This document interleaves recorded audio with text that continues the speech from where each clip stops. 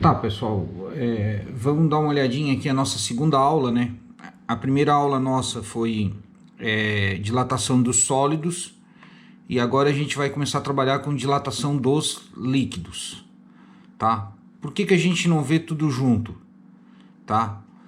Primeiro, porque toda vida que eu tenho que dilatar um líquido, eu tenho que colocar ele dentro de um corpo sólido. Então, quando eu tenho uma dilatação de um líquido, normalmente eu considero também uma dilatação de um sólido. O que não acontece de forma contrária. Eu posso aquecer um sólido sem estudar a dilatação do líquido. Tá? Então, a gente estuda primeiro a dilatação dos sólidos e depois a gente estuda a dilatação dos líquidos. Então, vamos lá. Dilatação dos líquidos. Então vamos a algumas considerações iniciais ali, ó. Dilatação dos líquidos. Por não apresentarem forma própria, não tem significado o estudo da dilatação, só tem significado o estudo da dilatação volumétrica dos líquidos. Então o que acontece? Como o líquido ele não tem forma, tá? Toda vida que um líquido dilata, ele não vai dilatar no comprimento ou na área, ele vai sempre dilatar o quê? No aumento do volume.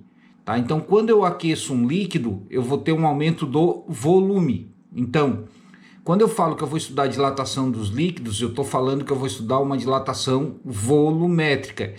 Então, quais seriam os formulários que a gente vai usar? Vai usar aqueles formulários de dilatação volumétrica.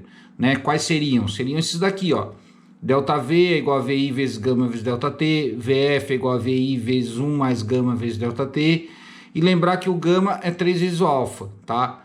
Então seriam essas fórmulas. E essa aqui também, né? Que a variação do volume é o volume final menos o volume inicial. Aí continuando, ó. No estudo da dilatação dos líquidos, devemos considerar a dilatação do recipiente que contém. Foi aquilo que eu falei na introdução, né? Quando eu vou trabalhar com dilatação dos líquidos, eu não consigo trabalhar só com aquecer o líquido. Não dá para eu pegar um punhado de água e jogar no fogo para aquecer. Eu tenho que botar dentro do recipiente. Então, quando eu estudo dilatação dos líquidos, eu sou obrigada a também considerar e estudar a dilatação dos sólidos, ok? Terceiro item. De uma maneira geral, os líquidos dilatam-se sempre mais que os sólidos, ao serem igualmente aquecidos. Isso é óbvio, né? Como a força que prende as moléculas de um líquido, elas são menores, né? Ou seja, a interação entre as moléculas de um líquido são menores do que um sólido, tanto é que o líquido não tem forma variável, automaticamente quando eu aqueço com a mesma quantidade de calor um sólido e um líquido, teoricamente o líquido sempre vai dilatar mais, porque essas moléculas que prendem uma na outra, essas forças que prendem uma molécula na outra são menores. Então, um líquido, ele sempre dilata muito mais do que um sólido. Então, quando eu fazia um exercício lá de dilatação dos sólidos, que tinha uma dilatação de 1,2, por exemplo, centímetros cúbicos, num líquido, daria bem mais, 7, 8, 9, tá? Porque, claro que eu estou supondo, né? Porque o líquido, ele sempre vai dilatar bem mais do que os sólidos. Continuando. Desta maneira, observam-se dois tipos de dilatação para o líquido. Agora é isso que eu vou querer chegar agora. Eu vou passar para outra tela e a gente vai ver esses dois tipos de dilatação que tem um líquido. Aí vocês vão dizer assim, ah, mas o líquido é uma coisa só. Como é que vai ter dois tipos de dilatação? É que ele tem uma dilatação que a gente chama de real e tem uma que é um valor numérico, é um valor fictício. Tá? A gente já vai ver. Vamos continuar. Tá, vamos passar para outra tela agora. Então tá aqui os dois tipos de dilatação, ó, dilatação aparente e dilatação real. Vamos primeiro de dilatação real, ó. É aquela que o líquido sofre realmente, não dependendo da dilatação do recipiente. Dilatação real é essa dilatação aqui, ó. É o ΔV real, tá? O que é? Eu pegar o volume de líquido que eu tenho, multiplicar pelo gama do líquido e pela variação de temperatura que eu provoco nele. Com isso aqui eu vou achar quanto que o líquido vai dilatar quando ele sofre uma certa variação de temperatura. Lembrando que se eu estou estudando dilatação do líquido e o líquido só sofre dilatação volumétrica, então o líquido ele só tem gama. Então não existe tabela de alfa nem de beta para líquido. O líquido sempre vai ter o gama. Então se eu pegar o volume de um líquido e multiplicar pelo gama tabelado dele e pela variação de temperatura que eu provoquei nele, eu vou ter a variação do volume. Essa variação é a dilatação real. Então, o que seria a dilatação aparente? A dilatação aparente, vamos ler ali, ó, é aquela diretamente observada, afetada pela dilatação do recipiente, tá?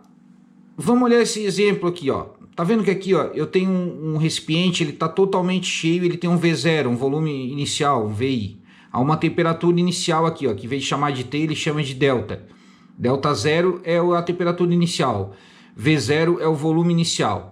Se eu aquecer isso aqui de um delta 0 ou de um TI, tá? Para uma temperatura final TF, o que vai acontecer? Se eu aquecer esse recipiente de vidro que está cheio de um líquido, eu aquecer, na prática vocês vão ver isso, ó, vocês vão ver que vai transbordar um pouco desse líquido quando eu aquecer. Se eu perguntar para uma pessoa que não estudou ainda dilatação de líquido e perguntar assim para a pessoa, tá, eu tinha esse recipiente cheio de água, eu aqueci ele e aí a água aumentou o volume e transbordou esse tanto aqui, ó. Se eu perguntar para a pessoa assim, qual foi o total de volume que aumentou desse líquido, ou dessa água, por exemplo? Aí a pessoa vai responder, o que aumentou de volume foi o que ficou aqui dentro desse frasco aqui, que transbordou e ficou dentro desse frasco, correto? Errado. O que transbordou e ficou dentro desse frasco é o que aparentou que dilatou, ou seja, é o que a gente chama de dilatação aparente. Mas isso aqui não é a dilatação real do líquido ou a dilatação total do líquido. Por quê? Porque quando eu aqueci esse recipiente com líquido dentro, esse recipiente também ele ficou maior. Nota que no desenho aqui tem um frasco de um tamanho, aqui parece que ele está um pouquinho maior, ó. Então o líquido, o frasco fica maior quando eu aqueço, o líquido ocupa esse aumento do frasco, só que como o líquido dilata muito mais do que o frasco que é sólido, ele ocupa esse aumento do tamanho do frasco, só que também transborda. Então, na verdade, o que transborda aqui não é a dilatação real do líquido, não é a dilatação total do líquido, é o que a gente chama de dilatação aparente. Tá? A dilatação real do líquido seria o quê? Seria o que aparentemente transbordou, ou seja, que subiu o nível ou transbordou, mais a dilatação do recipiente, porque um pouco desse aumento do líquido ficou dentro do próprio recipiente que aumentou de tamanho.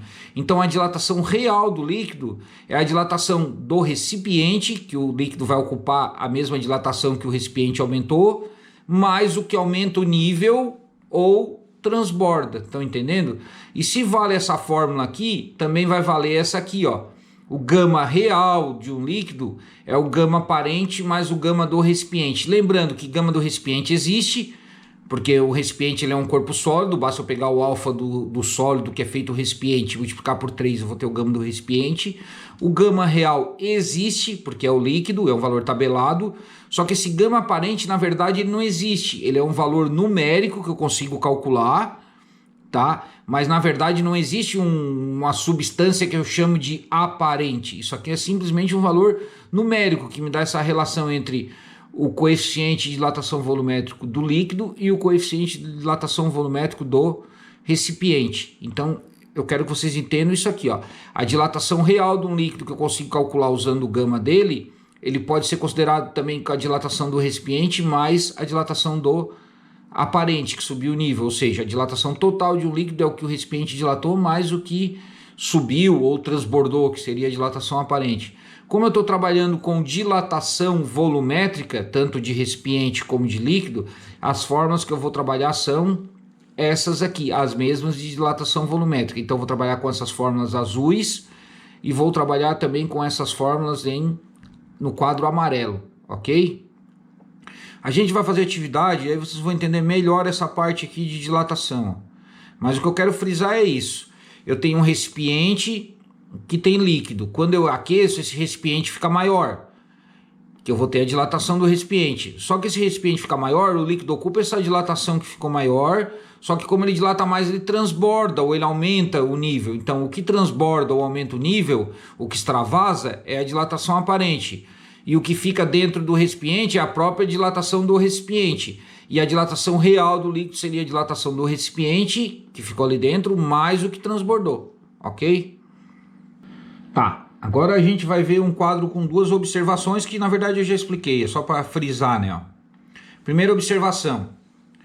Ao aquecermos um frasco totalmente cheio com líquido, então o frasco está até a boca de líquido, ocorrerá um extravasamento parcial desse líquido, por se dilatar mais. Claro, se eu aqueço um recipiente e esse recipiente está cheio de líquido e eu aqueço, o recipiente vai ficar maior, só que o líquido vai ocupar esse aumento do volume do recipiente, só que como ele dilata mais, ele extravasa. Então esse volume de líquido extravasado é a dilatação aparente do líquido, foi o que eu já tinha falado, né? E outra coisa, né? A expressão para o cálculo da dilatação volumétrica de um líquido é a mesma utilizada para o cálculo da dilatação volumétrica de um sólido, que seria essas fórmulas aqui, né? Correto? Continuando, vamos para o exemplo agora. O conteúdo é só aquilo ali mesmo, tá? Então, exemplo. Um recipiente de vidro contém 500 ml de glicerina. Então, isso aqui é o volume inicial, ó. Então tem um recipiente de 500 ml, 500 ml é o volume inicial e ele contém 500 ml de glicerina a 20 graus Celsius. Então isso aqui é o volume inicial tanto do líquido que está dentro, que é a glicerina, como do recipiente de vidro. Os dois, o vidro está cheio de glicerina, então é o volume inicial. A uma temperatura inicial TI de 20 graus Celsius. Determine a dilatação real, ou seja, ele quer a dilatação total, ó, ΔV real, e a aparente, ou seja, a aparente é o que vai subir no nível ali. Depois que o líquido ocupar a dilatação do recipiente, quanto que ele sobe? Então ele quer a dilatação aparente, ó, ΔVAP, aparente, quando a temperatura for de 50, ou seja, eu aumentei a temperatura de uma temperatura inicial de 20 para uma temperatura final de 50. E aqui ele deu o gama da glicerina, que é o líquido, olha aqui, 485 vezes 10 a menos 6, e ele deu o gama do vidro. Normalmente era para ele ter dado o alfa do vidro, mas ele já deu o gama, melhor ainda, né? 30 vezes 10 a menos 6. Se vocês notar, olha a gama da glicerina, que é o líquido, ele é muito maior do que o do sólido, tá vendo? Por isso que o líquido dilata mais, e por isso que ele sobe o nível, ele transborda, por isso que ele tem aquela dilatação aparente. Porque sempre o gama do líquido é muito maior que o do vidro. Olha, eles têm o mesmo volume e vão sofrer a mesma variação de temperatura, né? A única coisa que muda é o gama. Como o gama do líquido é maior, ele vai dilatar mais, aí que vai ter aquela dilatação aparente, que vai ocupar a dilatação do recipiente mais o que transbordou. Então vamos lá, eu quero o gama real. O gama real eu uso a fórmula do ΔV, que é essa fórmula aqui, né, ó, que você estava usando na dilatação dos sólidos, ΔV, que é a dilatação, é VI vezes gama vezes ΔT. Como eu quero ΔV real, eu vou botar real aqui na palavra, ó. Então, ΔV real é igual a VI vezes gama real vezes ΔT. O volume, eu entrei em 500 ml, que é o volume inicial tanto do recipiente como do líquido, que é a glicerina. Se eu entrei em ml, eu vou achar depois o resultado em ml. Boto o gama real. O que é o gama real? É o gama da glicerina, é o gama do líquido, ó. Real e líquido é a mesma coisa, ó. 485 vezes 10, aqui é vezes 10 na menos 6, né? Esse menos 6 é aqui para cima. E o ΔT é o TF menos TI, que é 50 menos 20. Como é que eu resolvo isso aqui? Eu faço 500 vezes 485 vezes essa subtração que é 30. Quer ver? Eu vou fazer aqui na calculadora. 500 vezes 485 vezes 30. Vai dar 7.275.000. Aí esses 7.275.000 é vezes 10 na menos 6. Então, 7.275.000 tem mais 3 zeros. A vírgula vai estar aqui, ó, no final. Aí para tirar esse 10 na menos 6 eu puxo 6 vezes a vírgula, olha aqui.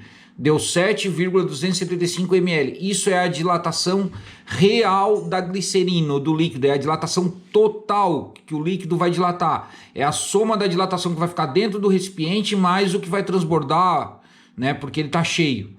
Tá? Então eu achei a dilatação real. E agora eu quero a dilatação aparente. Como é que eu faço para achar a dilatação aparente? Para achar a dilatação aparente, a fórmula é essa. Ó, eu quero o ΔV aparente. Deixa eu ver como é que ele fez ali. Não, para achar a dilatação, para achar a dilatação real, eu usei o gama real. Para achar a dilatação aparente, eu vou ter que usar o gama aparente.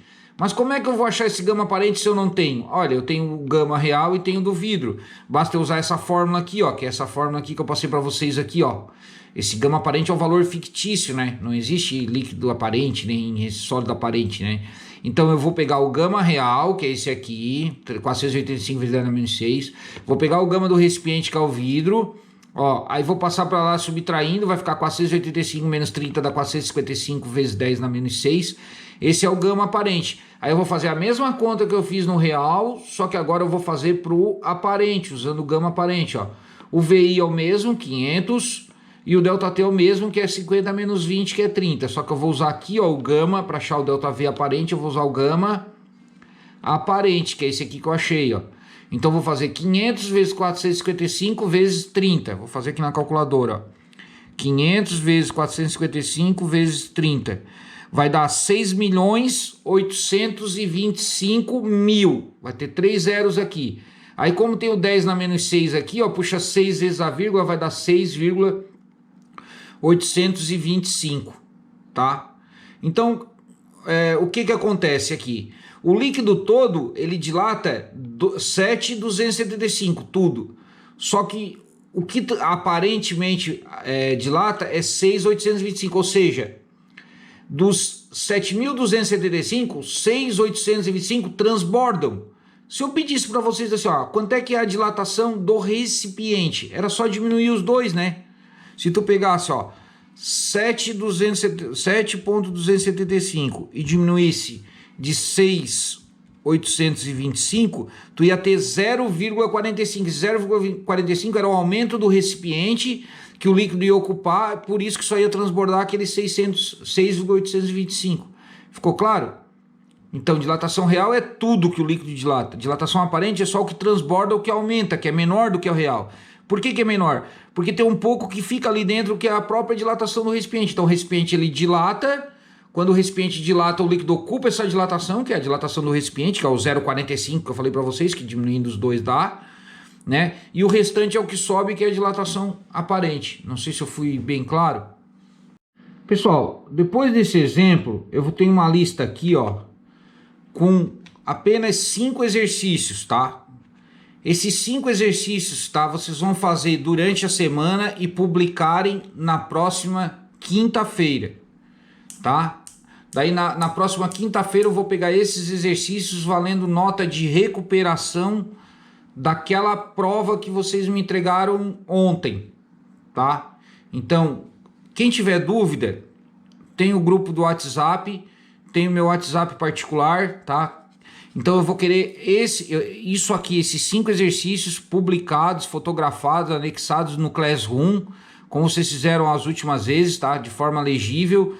E eu vou publicar, essa videoaula vai estar publicada no YouTube, que eu vou botar o link nos grupos. Vou publicar no Classroom, tá? E depois vocês vão... E vou botar a data da entrega também publicada ali desses exercícios aqui. Tá ok? Qualquer dúvida, tira pelo WhatsApp que é mais fácil. Pode ser no privado, se você tiver um pouco de paciência de esperar eu responder, tá? Ali os exercícios todos têm resposta, ó. Só que claro que eu vou querer a resolução, tá ok? Esse R aqui no final é a resposta. Espero que tenha sido bem claro aí. Qualquer dúvida vocês perguntem, tá? Obrigado.